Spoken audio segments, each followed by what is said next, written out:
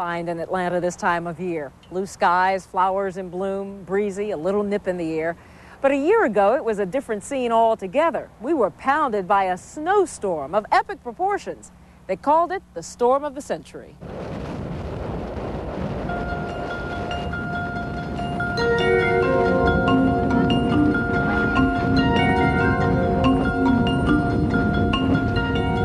It sounded novel at first, but as the storm intensified, the novelty quickly wore off. This wasn't just any snowstorm, this was a blizzard. So this is an intense system with very chilly air aloft.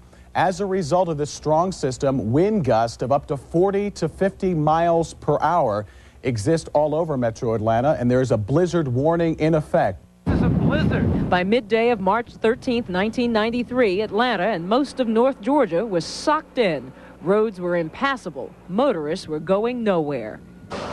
The storm's gale-force winds and heavy snow snapped tree limbs, taking down power lines with them. Almost 1 million power customers were left in the dark, and the storm showed no signs of letting up. What you have got is a situation like you've never seen before in Georgia. We've got half the state that is completely paralyzed. How y'all doing? Shelters opened up all across the state, not just for the homeless, for anyone who needed a warm place to stay and a hot meal. But if the storm was severe here, it was even more intense in cities to our north. Rome was hit hard, as much as 2 feet of snow. A foot of snow on the ground right now, more coming down. 2/3 of the people in Floyd County have no electricity. 2/3 have no heat, I'm told. Power line is just about down. 911, what is your emergency? The weather, you can't do anything. You can't even enjoy this stuff. The city of Jasper looked like a ghost town, something you might see in the Colorado Rockies rather than the Smoky Mountains, and residents were not amused. We have water, we just don't have any heat. So I don't know, I just have to wait and see. The storm came as a shock to travelers, too, people who came here for a taste of early spring. We come from New Hampshire for spring in Atlanta, and you do this stuff to us? Just for you. Thanks a lot. The storm brought business to a halt at Hartsfield Airport. For a day and a half, no one flew in or out. Thousands of travelers made do and camped out in plastic chairs and on hard floors. The snow turned interstates into parking lots. I-75 was closed at the Tennessee border, but hundreds of motorists never even made it that far. Drivers skidded, wrecked, stalled, and finally abandoned their vehicles. It could be the storm of the century. Like this state has not seen this since. You're gonna blow away. Put some rocks in your pocket. This is a Channel 5 Eyewitness News special. But Winter Storm 93 will be remembered for a very long time. The Big Snow. Once again, Channel 5 News anchor Brenda Wood.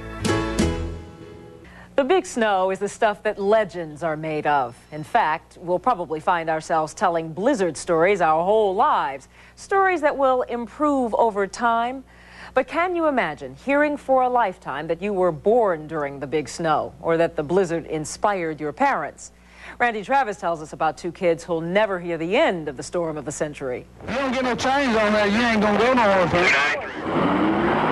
I thought there was no way that I would deliver 2 weeks early in the middle of the worst snowstorm of the century, but I did. Newborn babies never bother to check the forecast. Is she having a baby now? Despite several false alarms that came into the Floyd County 911 center last year, one woman actually gave birth in Rome that fateful weekend. Holly Gallaty. It's something I don't ever want to do again. She got stuck on Saddle Mountain in labor. 911 Lieutenant John Hellriegel offered his truck to get Holly down to the ambulance. If I had known that it was as bad as it was, then I probably would have panicked a little more than I did. After all that, little Madeline didn't show up until the next day. As for any lingering effects of the storm, well... She always wants her coat on. But for every blizzard baby like Madeline, there are dozens of others who didn't show up for 9 more months. Yep, in some places, the storm of the century caused a mini baby boom. Are you sleepy? One day, little Peter Palmisi will realize the value of a southern snowstorm. I just kept saying that I wasn't sure if I wanted to have a baby. Took some fancy footwork on my part. 2 weeks before the blizzard, the Palmeses moved here from Connecticut. Throughout their 4-year marriage, Rich managed to dance around Charlene's desire to have a baby. Finally, she had him in the perfect spot. I said, well, you either help me unpack those millions of boxes in the garage, or maybe we could think of something else to do. It was either sit down and play with the cats all weekend or play with her, so I took the latter. Now there's no mistaking Peter's favorite lullaby. Oh, the weather outside is frightful. It could be so delightful. Let it snow, let it snow, let it snow. The storm really did force most of us to stay home, but not Ken Cook. He was right here tracking the storm. Actually, this storm was a lot more predictable than most, wasn't it? Well, that's right, Brenda. The computer did forecast this one very well, starting about 48 hours in advance. But in most instances, the rain or snow forecast is the most difficult one that we make. Let's take a look. Most potential snowstorms start out with a rush of cold air into Georgia and the southeast U.S. While the cold air is still over Georgia, moisture begins to return from the west or the southwest. The moist layer thickens, a new storm approaches from the Gulf of Mexico, and precipitation begins. Cold air continues to move in from the northeast. As more and more warm air wedges in over the cold air near the ground, the precipitation becomes heavier. On the warm side of the front, anything from light rain to heavy thunderstorms is possible. On the cold side of the front, a variety of winter weather is possible. Where warm rain falls into a thin layer of sub-freezing air, the rain will only freeze on objects near the ground, coating roads, bridges, trees, and power lines with ice. This is called freezing rain. If the rain falls through a deeper layer of freezing temperatures, it will freeze into pellets before reaching the ground. This is called sleet. If temperatures remain below freezing from the clouds to the ground, snow will form and will usually be heaviest near the changeover line between rain and snow. As you move further north into the colder and drier air, the snow becomes lighter and eventually ends. So what makes forecasting a snowstorm so difficult? The short amount of distance between all rain to heavy snow, usually 50 to 100 miles, and the narrowness of the heavy snow band, also between 50 and 100 miles wide. And nothing remains stationary in the atmosphere for too long, and the cold air and the warm air will be moving north and south. But the big unknown is, where will the storm center develop, and where will it move 1 or 2 days from now? Will it be to our south, right over us, or well to the north? 90% of the time, the low center passes from just south to well northwest of Atlanta, and rain is the result. In the rare 1% case, the storm center would move from near Tallahassee to Savannah, and Atlanta could have a chance at that heavy snow. But even then, temperatures would have to be cold enough for snow. With variables this complex, we're fortunate to predict exact snow paths more than 24 hours in advance. The big snow was one of those storms. Paul? Despite advanced forecasts, there was no way to prepare for the blizzard of '93. The storm that claimed the lives of 17 people in Georgia was more destructive than anyone could have imagined. Crews were on standby with plenty of salt and sand, but it was no use. It took days to dig out. In the end, the storm cost the DOT more than $3 million. I forgot what a normal workday feels like. Georgia Power and the state's electric co-op spent plenty repairing damaged power lines. The cost, $17.5 million. Damage to private property was also extensive. Awnings, roofs, and even walls collapsed under the weight of the snow. Georgia officials tell us insurance companies paid out $300 million in claims. Farmers and poultry producers were hit hard. President Clinton declared 40 counties agricultural disaster areas. 27,000 Georgians were without jobs at least for a while. So far in '94, Georgia has been spared a storm of this intensity. Other states have not been so lucky. Across the country, this has been an especially nasty winter. One of the most brutal storms hit just last month, dumping snow and ice from the plains to the East Coast. These pictures are from New York, where snow fell so rapidly, the mayor was forced to declare a state of emergency. Everyone should just act calm and pay attention to television, radio. Use these telephone numbers if they're necessary. The sanitation department is plowing. It has enough salt to handle this. In Little Rock, Arkansas, ice-coated roads made driving nearly impossible. The state government had to close for the day. Icy tree limbs and power lines came crashing down in Shreveport, Louisiana. Thousands of people were left without power. And closer to home, in Memphis, Tennessee, more power outages blamed on the ice. The governor there declared a state of emergency. But lucky for us, Brenda, that storm stopped at the border. Thanks, John. Well, there are those of us who actually like a little snow, in moderation, of course. When we come back, a trip back to last March on a sled. And later, Ken Cook goes back to school to recruit some young hackers, plus a lesson for all of us on the formula for a tornado. Always expect to find people either jogging or walking their dog, even rollerblading. But it's not often you find them sledding here, but you could last March. Now, what is it about snow that we can't resist? We can't just stay inside, we have to get out in it.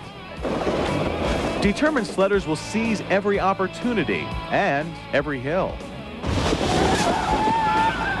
Even in a blizzard, the adventurous refuse to stay inside. Some are braver than others. Well, we were trying to make a first skiing down Peachtree Road. This guy had an original idea, ski behind a car down Peachtree Street. But the cop didn't think so. But what sense does that make?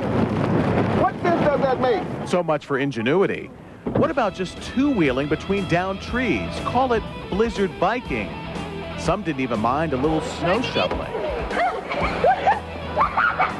These Georgia Tech runners could have used a little more traction. Whoa! And don't forget us, news people have to have a little fun too. At times like these, some of us revert to our primal nature. We become snowman. Yes, snowman, strong and brave. Snowman. Sort of wish my arms were longer and I'd grown a beard. You know, Brenda, snow is really the exception in March. March is usually regarded as the beginning of tornado season. And coming up, Ken Cook is going to show us how tornadoes are formed. He'll also show us an important new tool used in tracking these deadly storms.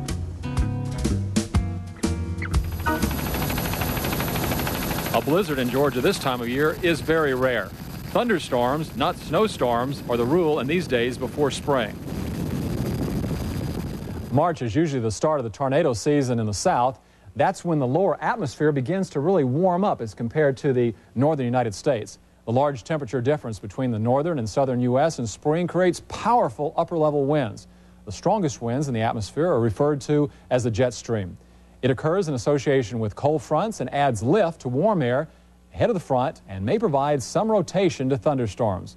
When thunderstorms are expected to become severe and possibly produce a tornado, the National Severe Storm Center will issue a tornado watch for a large area, usually for a 6-hour period. The watch boxes vary in size, but are generally 300 or so miles long and about 140 miles wide. The tornado watch means tornadoes are possible. Keep a watch on the sky. Listen for further warnings and take shelter if necessary. A tornado warning is issued if a tornado is sighted or spotted on weather radar. The warning is issued for one or more counties for 30 minutes to 1 hour. A tornado warning means you should take cover immediately in a basement, shelter, or central part of a house or building on the lowest floor. Don't waste time opening windows. Protect your head and neck from flying debris, and leave mobile homes for a stronger shelter. Here's an example of just how destructive a tornado can be. These pictures are from Spalding County, where in 1992, a tornado destroyed homes and planes along an airstrip. Our Doppler radar helps us track thunderstorms and measure wind speed, a great tool in locating possible tornadoes. This year, Channel 5 is adding some new technology to our Weather Center, and Paul Osmond shows us how it works. Paul? Our new storm tracker will provide precise early warning information when severe weather threatens North Georgia, as in this demonstration. Using the continuous data from our Doppler radar, storm tracker plots the speed and direction of the storm cells. The computer then projects the probable path of the storms so that you at home can see if your neighborhood is threatened. Using the storm path projection, Storm Tracker lists the communities in the path of the storm and the approximate time the severe weather will reach those areas. With Storm Tracker, we can provide more accurate and timely warnings when thunderstorms, tornadoes, or other severe weather threatens us here in North Georgia. John? The people at the National Weather Service are upgrading their forecasting equipment too. As a matter of fact, they have a new headquarters under construction in Peachtree City. Inside, technicians will install a new Doppler radar, one that will tie into 115 different systems across the country. Our local National Weather Service manager, Carlos Garza, tells us that means faster, more accurate weather warnings for people in the metro area. How many times faster do you think you'll be able to spot severe weather and get the warnings out with this new system? Since the Doppler radar can sneak a peek at the thunderstorm activity as it's developing, I believe that our warning lead time will improve from, let's say, 2 minutes to about 15 to 20 minutes. The National Weather Service hopes to have its new Doppler radar system up and running in early April. Well, Ken, all these new improvements will certainly make our job of detecting and covering severe weather a lot easier. I think we'll also be able to forecast any kind of severe weather a lot quicker than we ever did before. This is great, John. Yeah. Thank you. When we come back, we're going to meet Channel 5's newest weather observers, and these kids are only in the 5th grade. Even with all our technology, forecasters still have a tough time predicting the weather. We can only talk about our future weather in terms of possibilities and percentages. But here at Channel 5, we've added some new forecasters to our weather team. Ken Cook is with them now. Ken? I'm at Nicholson Elementary School in North Cobb County, where 5th graders have just joined our new weather network. This computer is at the center of it all. It's the tool these kids use to record rainfall, temperature, and other weather data. Good morning. This is Joey Estes of Miss Timmy's class, reporting to you from the Nicholson Weather Center. The outdoor temperature this morning is 26 degrees Fahrenheit. It is currently 72 degrees Fahrenheit inside our school. You like these weather reports you get every day? Yeah. Every morning, a student reads the weather report to classmates, using the information recorded on the computer. Some of the kids were curious about how an indoor computer finds out what the weather's like outside. If you go out in the parking lot and look up on top of the building, you'll see some cups spinning around there, which are the anemometer, the wind cups. So all the instruments are up on the roof, and the wires are run into the computer. The computer also offers a lesson plan, a guide for teaching science and meteorology. Eventually, students will be able to access the weather information on their computers in the classroom. What are some of the things you're going to want to learn about? What are you going to want to learn about? We're going to want to learn how hot it is on a day, we can learn the temperature. Nicholson Elementary is not the only school in our area to get one of these computers. Soon, 9 other schools will hook up to the Neighborhood Weather Network. It's a bonus for Channel 5, too. We'll use weather information from Nicholson and from other schools to track storms and to plan our forecasts. And we may even inspire a future meteorologist. Brenda? Thanks, Ken. Before we say goodbye, we want to leave you with this one fact we found in our record books. April 25th, 1910, Atlanta got 1.5 inches of snow. So here in early March, anything could happen. All right, all of you people out there, and you know who you are, who sat there and said this wasn't going to happen, that the weatherman was an alarmist. Well, it's happened. And you won't have to eat crow. Eat some snow, and there's plenty of it. I got this right in the mouth. Shut up, Mike. Man.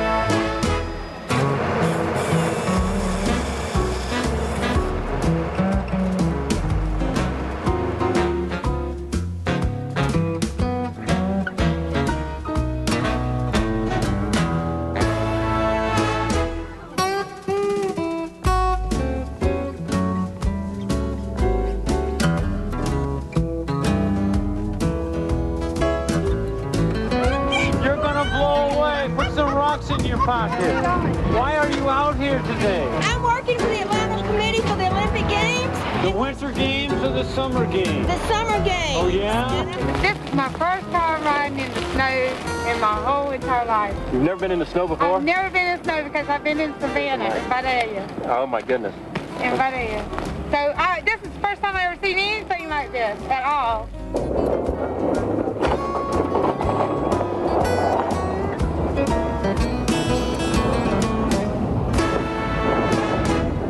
We've been on the road for 2 days. Spent 2 nights on your I-75. And we haven't had anything to eat since yesterday morning.